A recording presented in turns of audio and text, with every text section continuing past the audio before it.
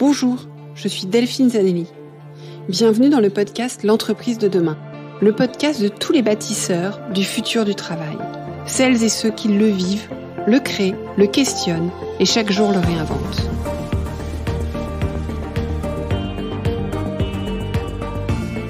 Une entreprise plus vertueuse et soucieuse de son impact social pour une société meilleure.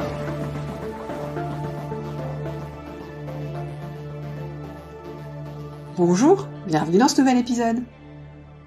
Nous repartons avec cet épisode sur les sujets de la transformation, ou plutôt de l'évolution des organisations, avec un invité qui va beaucoup vous plaire, tant par sa posture que par les clés d'action qu'il propose. Mais puisqu'on reparle d'évolution d'organisation, je voudrais aussi vous reparler du Next Gen Summit, qui se tiendra les 24, 25 et 26 novembre prochains à La Défense. Il est organisé par Luc Breton, que j'ai eu le plaisir d'interviewer en septembre 2019 dans les épisodes 25 et 26 de la saison 1. Convaincu qu'il est temps de repenser nos organisations en profondeur et d'adopter de nouvelles formes de gouvernance, Luc et son équipe nous proposent de venir rencontrer des pionniers et des acteurs du changement, des dirigeants, des universitaires, des politiciens, des philosophes, lors d'un sommet qui se tiendra à la fois en personne et en ligne, donc vous avez le choix. Il y aura 50 intervenants et artistes internationaux pour parler de futur du travail et du rôle social et sociétal de l'entreprise. Il y aura une alternance de keynote, des retours d'expérience, des ateliers d'application, mais aussi du théâtre et de la danse. J'ai sincèrement très hâte d'y être. J'ai d'ailleurs, pour y être, choisi de reporter un séjour planifié de longue date à l'occasion de mes 50 ans, qui arrive les jours prochains. Et pour faire cela, croyez-moi, fallait que ça vaille le détour. Alors, on s'y retrouve ? En attendant, je vous propose d'écouter un acteur d'entreprise de demain que je suis depuis bien longtemps. J'ai lu successivement ses ouvrages sur l'effectuation, les modèles mentaux et les petites victoires. Il s'agit de Philippe Silberzan. Philippe est professeur à l'EM Lyon Business School, spécialisé en innovation, entrepreneuriat et transfert organisationnel. Avec Philippe, nous avons échangé sur les étapes et les outils pour bâtir notre entreprise, notre organisation, notre équipe de demain, celle qui nous correspond. Son regard permet de faire le pas de côté qui nous aide à nous mettre en action. Philippe a un prisme assez différent d'autres que vous avez déjà pu entendre sur ce podcast. Et c'est tout l'intérêt. Loin des algorithmes, l'idée ici, c'est de regarder le sujet de l'entreprise de demain par différents points de vue. D'ailleurs, une étude sur les Français et le podcast natif, menée par Havas Paris et le CSA pour le Paris Podcast Festival, souligne que 74% des auditeurs de podcasts interviewés disent que l'écoute de podcasts natifs leur a déjà fait changer d'avis ou de regard sur un sujet. Longue vie donc au podcast, pour nous rendre plus intelligents et plus aptes à collectivement bâtir nos futurs. Et maintenant, écoutons Philippe.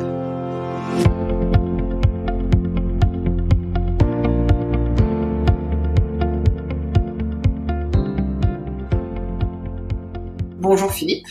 Bonjour. Merci donc d'avoir accepté mon invitation.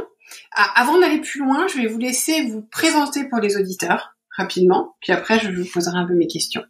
D'accord, donc je suis professeur à EM Lyon Business School, où j'interviens sur des questions, on va dire, d'innovation de rupture et plus généralement de transformation des organisations.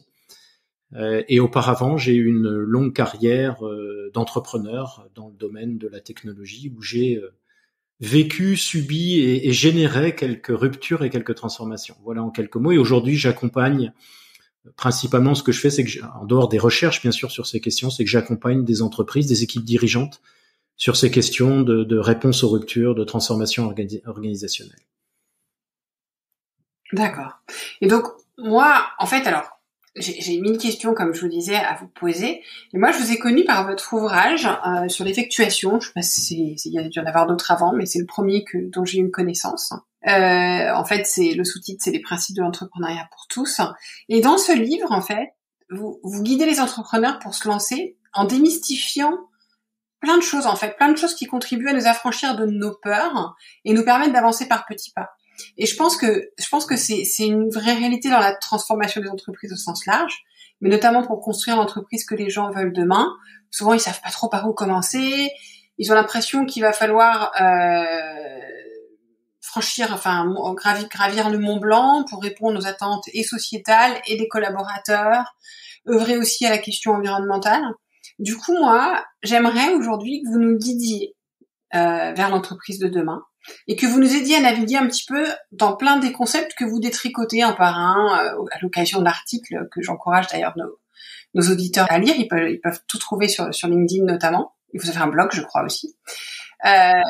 Donc, j'ai envie de vous dire, Philippe, voilà, si on veut aller vers l'entreprise de demain, si on veut faire évoluer son entreprise vers quelque chose de plus vertueux pour la société, pour ses collaborateurs aussi, on commence par quoi? Alors c'est une très très vaste question, donc Oui. Je ne peux pas vous dire ce que sera l'entreprise de demain, puisque moi mon propos c'est de dire que chacun aura sa propre définition de l'entreprise qu'il ou qu'elle souhaite avoir. Alors a fortiori si c'est le dirigeant ou la dirigeante. Mais je crois qu'il y a un principe assez fondamental, effectivement, qui va à l'encontre de tout ce qu'on peut entendre, qui est on nous dit que pour concevoir l'entreprise de demain, pour résoudre les grands problèmes, il faut définir une vision, il faut voir au-delà 5 ans, 10 ans, etc. Il faut se projeter dans le futur. Et moi, je prends en fait une approche opposée qui est de dire ce qui est absolument fondamental quand on réfléchit à ce que doit être notre organisation. Je dis organisation parce que c'est évidemment pas juste des entreprises, hein. Ça peut être des associations, des fondations, etc. Quand on se dit voilà que doit être mon organisation dans les prochaines années, eh bien le paradoxe c'est qu'en fait il faut commencer là où on est, c'est-à-dire ce que les psychologues nous ont dit depuis très très longtemps d'ailleurs, hein, c'est que on se projette d'autant mieux dans l'avenir et en particulier face à l'incertitude que l'on sait qui on est et qu'on est capable de mettre des mots sur qui on est. Et donc la posture, à mon sens, en tout cas c'est celle que je défends, qui est la suivante. Si on veut se projeter, il faut d'abord savoir qui on est. Et donc il y a un grand enjeu aujourd'hui, qui est un enjeu à mon sens très stratégique, qui est que les organisations doivent d'abord examiner qui elles sont. Et effectivement, pourquoi c'est important? D'abord parce que c'est le seul véritable ancrage et l'espèce de point stable qu'on ait face à l'incertitude. Ça, c'est le premier point. Mais surtout, en partant de qui on est, ça nous lie aussi à toutes les questions d'éthique, de valeur. C'est-à-dire que quand on dit que doit être mon organisation, la véritable formulation, c'est plutôt qu'est-ce que je veux que mon organisation soit? Qu'est-ce que nous voulons que cette organisation soit? En partant de qui elle est aujourd'hui. Voilà. Et donc ça, cette posture de partir, vous citiez l'effectuation, hein, partir de ce qu'on a sous la main, c'est-à-dire l'organisation telle qu'elle est, et c'est vrai si on est entrepreneur ou si on est dirigeant d'entreprise, eh bien ça nous ancre aussi dans toutes ces questions d'éthique, de valeur, dans ce que nous voulons et pas juste dans une espèce d'avenir qui serait écrit à l'avance. Ce qui est très amusant, c'est que je vous disais que j'avais quelques minutes de retard parce que je déjeunais avec un ami dirigeant et j'avais exactement cette conversation avec lui, de lui dire avant de savoir où tu veux aller, où vous voulez aller, comprends bien qui vous êtes. Et je rajouterais par rapport à ce que vous dites, je pense que c'est important aussi de comprendre qui on est parce que c'est important de comprendre quels sont ses points d'appui aussi. Parce que très souvent, on a tendance à voir ce qu'on sait pas faire, ce qu'on voudrait faire différemment, mais on voit pas quels sont nos points d'appui. Et vous parliez d'ancrage. Et c'est vrai qu'il y a les valeurs, il y a plein de choses, mais voilà, il y a nos points d'appui pour se dire, avec ces points d'appui-là, on sait qu'on peut y aller, quoi. Exactement. Quand on regarde l'entrepreneuriat, donc vous évoquiez l'effectuation tout à l'heure, ce que nous dit l'effectuation, en ayant observé comment beaucoup d'entrepreneurs ont créé leur entreprise, eh bien, ce qu'elle observe, c'est que la posture des entrepreneurs, c'est de dire non pas je démarre avec un but, mais je démarre avec ce que j'ai sous la main. Alors, qu'est-ce que j'ai sous la main? Ben, j'ai d'abord moi-même. Donc, c'est là qu'on va retrouver ma personnalité, mes envies, les choses que j'aime, les choses que je n'aime pas, qui vont me permettre de dire non à certaines opportunités. On va retrouver mes connaissances, hein, les choses que je sais faire. Alors ça peut être des compétences techniques comme savoir faire un plan d'affaires ou savoir faire une pizza ou voilà tout ce que je sais faire, soit en explicite, soit en tacite. Les gens que je connais, les gens avec lesquels j'aime travailler, les gens inversement avec lesquels je préfère ne pas travailler. Voilà, donc tout ça, on le retrouve avec l'entrepreneur et en fait, on peut le généraliser. Je pense que la stratégie commence avec qui nous sommes et effectivement parce que ça fournit un ancrage dans quelque chose de tangible qui est la réalité de l'organisation Alors, soit en devenir pour un entrepreneur, mais là, c'est plutôt au niveau de l'individu ou du petit groupe d'individus qui va fonder cette entreprise. Soit si on est une entreprise existante, quelle que soit sa taille, on a par définition, quand on dit partir avec ce qu'on a sous la main, si l'entreprise existe, on a souvent beaucoup de choses, des compétences, des ressources, des gens, bien sûr, des actifs, des connaissances, des brevets, que sais-je, des clients, des partenaires, etc., etc. Donc ça constitue une espèce de grande ressource de frigo en quelque sorte, à partir duquel on va pouvoir se dire qu'est-ce qu'on va pouvoir cuisiner avec ça, et à ce moment-là peut commencer la projection dans le futur, mais encore une fois, pour le coup, avec un ancrage très solide. D'accord. Et l'étape suivante, alors, ça serait quoi? Ce que dit l'effectuation, c'est d'aller trouver une partie prenante, parce que l'effectuation regarde le futur comme quelque chose de co-créé. Alors, si je prends l'exemple un peu bateau, mais qui fixera bien les idées de quelqu'un qui souhaite faire un nouveau produit, il y a une première posture qui consiste à dire, alors je suis visionnaire, donc je sais que dans 5 ans, il y aura une demande pour tel nouveau produit merveilleux. Donc ça, voilà, je le sais, donc je suis prédicteur du futur.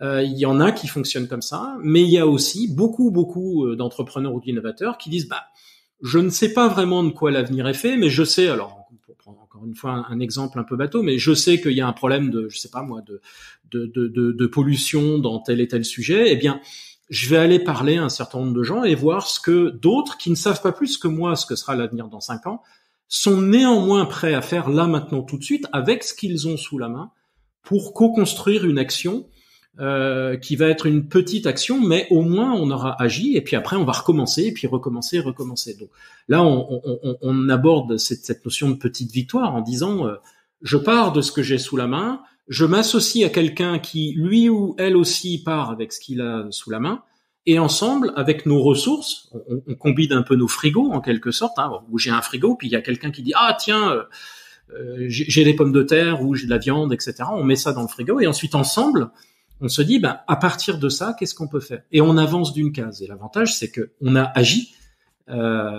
et donc toute action étant un peu transformante, on a déjà avancé d'une étape. Et après, on se repose, et avec la même logique, soit avec le même partenaire, soit avec quelqu'un d'autre, on recommence. On peut revenir justement sur le principe du coup des petites victoires, parce que donc ça c'est un autre ouvrage que vous avez écrit, que j'ai lu aussi, et qui est important dans les quêtes de transformation des entreprises, où souvent on veut être arrivé avant d'avoir commencé, on veut tout faire partout, et en fait vous expliquez très bien ce dont vous venez de parler un petit peu, mais à quel point elles peuvent être à la fois encourageantes et transformantes. Est-ce que vous pouvez nous en dire un peu plus sur ce que vous avez écrit là-dessus? Alors, d'abord, quand on parle de transformation, on a tous connu des grands plans de transformation annoncés en fanfare par des dirigeants avec des PowerPoint, des kakémonos, des pins, des films. C'est merveilleux. Donc, espèce de grand plan, un peu à la française, un grand plan pour ceci, un grand plan pour cela. Et on sait à peu près comment ça se termine. Alors, je force un peu le trait, mais c'est beaucoup d'énergie en amont et des résultats qui sont souvent décevants, jamais nuls, mais souvent décevants. Parce que derrière, il y a un vrai modèle mental, une croyance qui est que une transformation ambitieuse nécessite un plan très ambitieux. Or, quand on regarde l'évolution des sociétés, alors au sens le plus large, ça peut être l'innovation, l'évolution des entreprises qui se sont transformées, l'évolution de la société, eh bien, les grandes transformations ont la plupart du temps été préparées, parfois très longtemps à l'avance, par ces fameuses petites victoires, des actions individuelles de militants, d'activistes, d'innovateurs, quel que soit le nom qu'on leur donne, parce que les mécanismes sont les mêmes. Et donc, prenons un peu les choses à rebours en disant la grande transformation massive, c'est ce qu'on voit. Alors par exemple, moi l'exemple que je donne dans le livre, c'est le vote de la loi qui légalise l'avortement en 1974. Donc on a tous en mémoire le discours courageux de Simone Veil qui se fait attaquer, insulter, etc. et qui passe en force en quelque sorte et puis impose cette légalisation. Donc là, il y a un courage je dirais du transformateur, ou en l'occurrence ici de la transformatrice. Mais on oublie, et en tout cas elle le rappelle d'ailleurs dès les premiers mots de son discours, que si elle peut aujourd'hui, au moment où elle parle, engager ce Big Bang, c'est parce que bien l'opinion publique a été préparée depuis de nombreuses années par ce que moi j'appelle des petites victoires. Donc effectivement, alors ça peut être un procès gagné ici, etc., etc. Donc ça c'est au fond, par opposition à ce qu'on nous présente comme nécessaire, c'est-à-dire le grand plan, alors en général conçu évidemment par le sommet et puis transmis à la base pour exécution avec toute une série de pensées très cartésiennes. Ce qu'on observe, c'est que, alors il y a des exceptions, mais que la plupart des grands changements ont plutôt effectivement suivi un modèle dans lequel il y a eu une accumulation de petites victoires qui, au bout d'un moment, donnent un grand changement. Donc ça, c'est un modèle très général qui s'applique aussi bien dans la société que dans les entreprises, quelles qu'elles soient. Effectivement.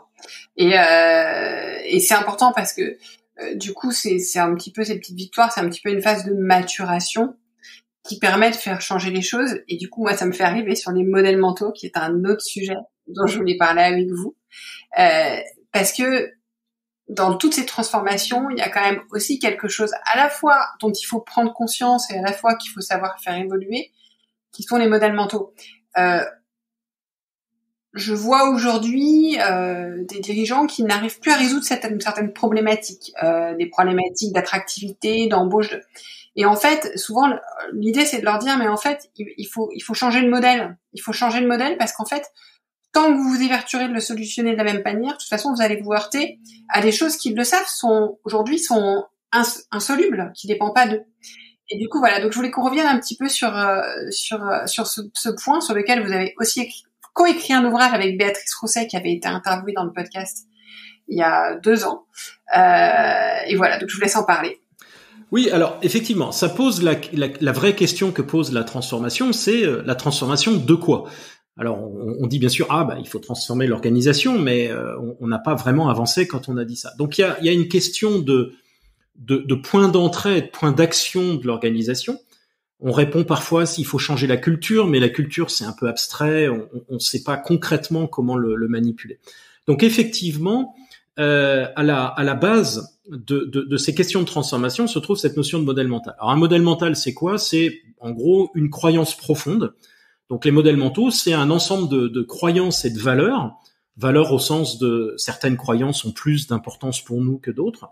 Donc ce sont des croyances qu'on a construites sur le monde. Alors ces croyances, elles sont individuelles. C'est ce que je me dis, par exemple, du management.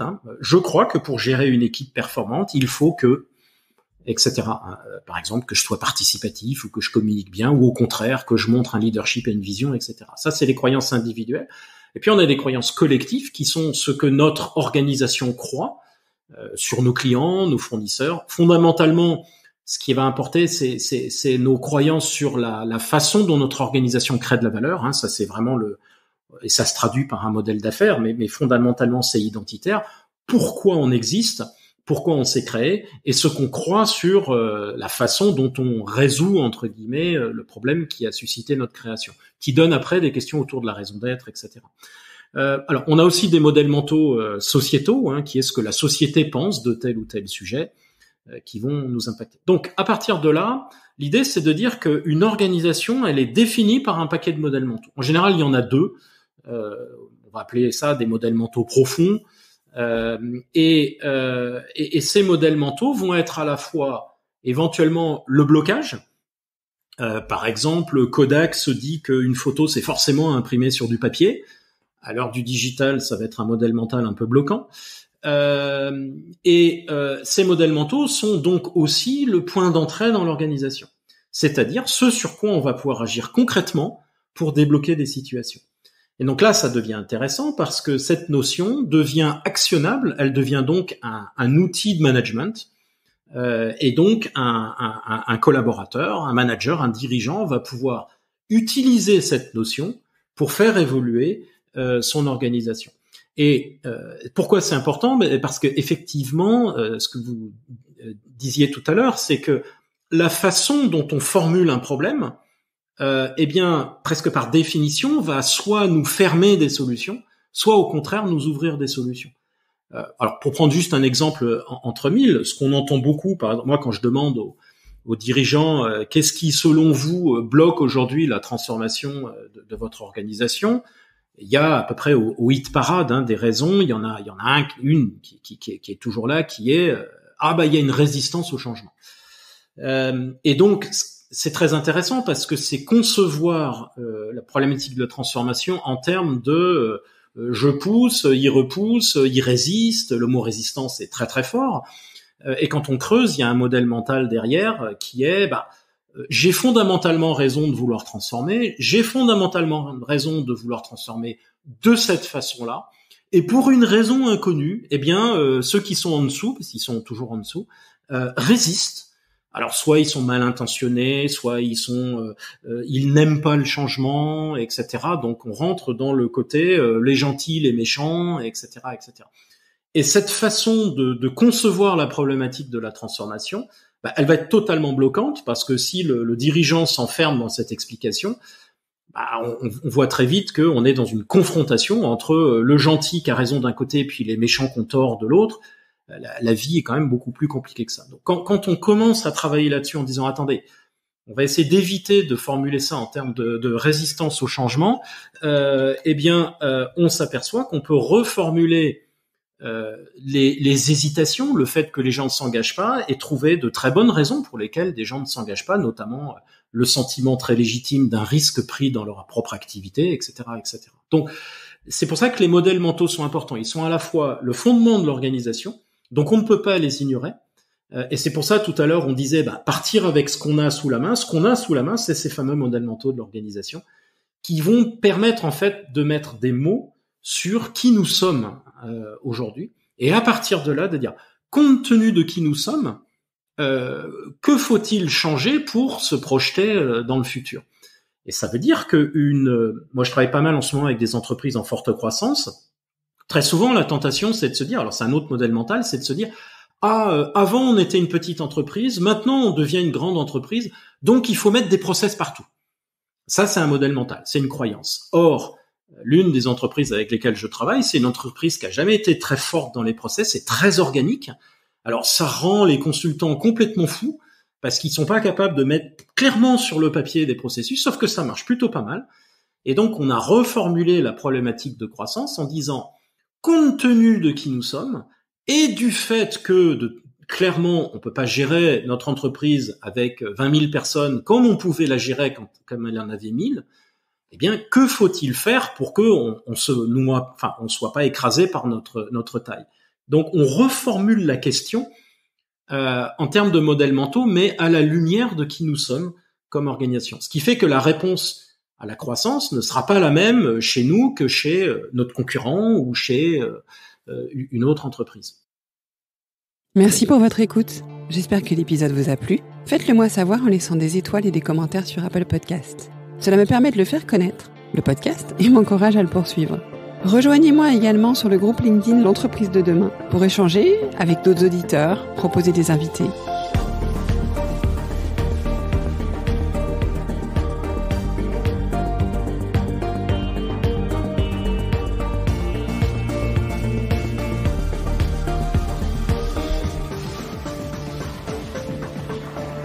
Je vous donne rendez-vous jeudi prochain pour un nouvel épisode.